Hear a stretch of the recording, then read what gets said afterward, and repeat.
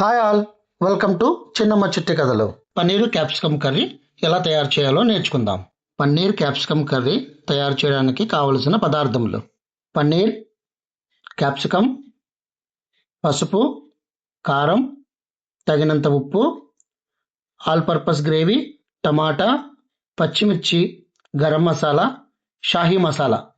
All purpose gravy తయారు చేయడానికి కావలసిన పదార్థములు: జీడిపప్పు, దోసపప్పు, అల్లం, వెల్లుల్లి, టమాటా. ఇవన్నీ మిక్సీలో వేసుకొని పేస్ట్ లాగా తయారు చేసుకోవాలి.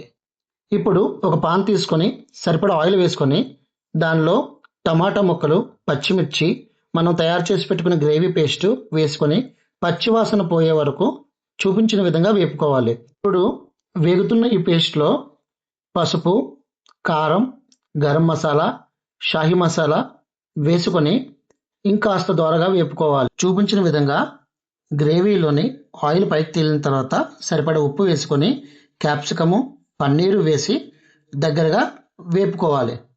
ఇప్పుడు కొంచెం వాటర్ వేసుకొని బాగా కలుపుకొని మూత పెట్టి సిమ్లోని కూర మొత్తం దగ్గర అయినంత వరకు ఉంచుకోవాలి. మనము తయారు చేసుకున్న పన్నీర్ క్యాప్సికమ్ కర్రీ రెడీ అయిపోయింది.